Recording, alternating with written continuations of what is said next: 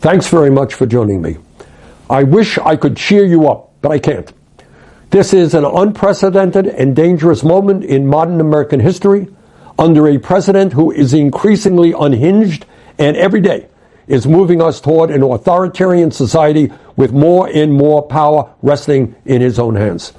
While the situation is frightening, I am absolutely confident that if we stand together and not let Trump and his friends divide us up, we can and will prevail. And the good news is that even more and more Republicans are understanding the folly of standing with Trump on both policy and political issues, as polls indicate that he is becoming more and more unpopular. Let's give Donald Trump credit for being straightforward.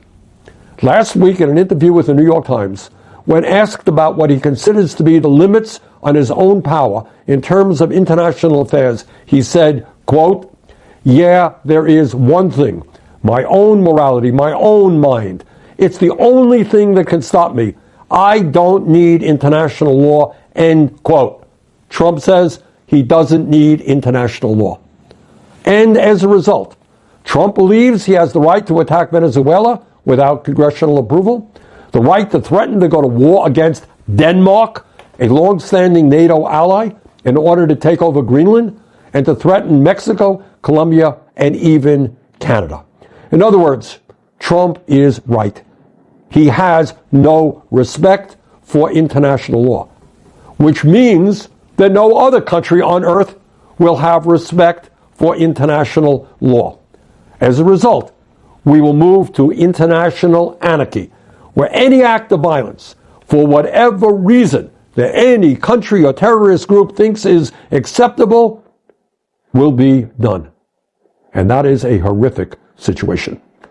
But it is not just his disregard for international law. It is his contempt for the Constitution of the United States and for the rule of law here at home. He has continued to illegally rescind money that Congress has appropriated for everything from education to climate change. He has denied funding to states that committed the crime of voting against him in an election. He has attacked federal courts that ignored court orders. He has sent FBI agents into a Washington Post reporter's home. He has attacked media, which has not bent the knee toward him. He has withheld funding from universities whose curriculum he disagrees with. He is renaming federal buildings after himself. He is investigating his political opponents, including the conservative chairman of the Federal Reserve, multiple United States senators, and the Attorney General of the state of New York. And he is pressuring states to redraw congressional maps so that his favored candidates win. Donald Trump does not disagree with his opponents. He is attempting to destroy his opponents. In other words, plain and simple, when you add all of this up and more, Trump is undermining the foundations of American democracy and everything this country has stood for since its inception. And as bad as all of that is, we now have the situation in Minneapolis. An unarmed American citizen, Renee Good, was shot in the head by an ICE officer in broad daylight.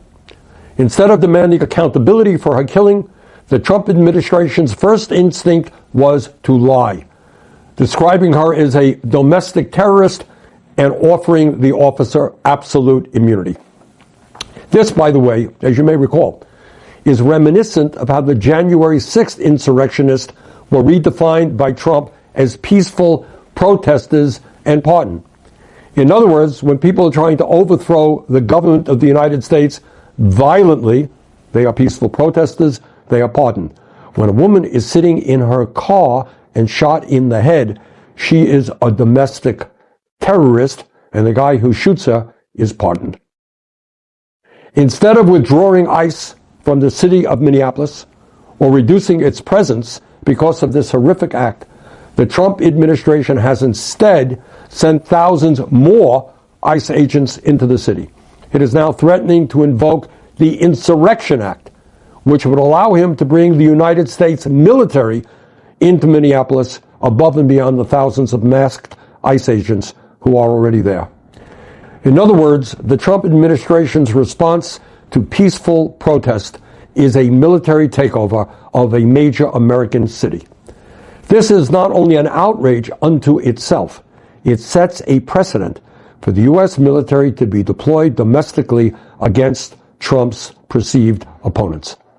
Meanwhile, in the midst of all of these moves toward authoritarianism, let's not forget that the billionaire class is getting richer and richer, while 60% of our people live paycheck to paycheck. Our healthcare system is collapsing, people can't afford housing, and grocery prices are still rising. 800,000 Americans are homeless in this country. Working families can't afford to feed their kids, and Trump is looking for a war with Denmark to annex Greenland. That is the world we are living in. So, where do we go from here? Just a few points. First, the American people are sick and tired of masked ICE agents shooting people, pulling them, dragging them from their cars, arresting and detaining children, and deporting people who have lived and worked peacefully in this country for decades. The American people want, and Congress must deliver, comprehensive immigration reform and a path toward citizenship. Second, we must continue in every legal and nonviolent way possible to oppose Trump's authoritarianism. I'm going to do all that I can here in the United States Senate. People have got to do all that they can in their own communities. Third, we must focus on the midterm elections next November. If we can defeat Republicans in the House and in the Senate, we can, to a very significant degree, slow down Trump's authoritarianism and put an end to his efforts to undermine American democracy. These are dangerous times, but we must never forget this. Real change has never come from the top on down. It has always come from ordinary people standing together, protesting, organizing, and fighting for justice. Democracy is not something that we inherit. It is something that we fight for. And if we do that, if we stay engaged, if we stay united, we will not only defeat authoritarianism and oligarchy, we will build a country that finally works for all of us, not just the few. Thank you very much.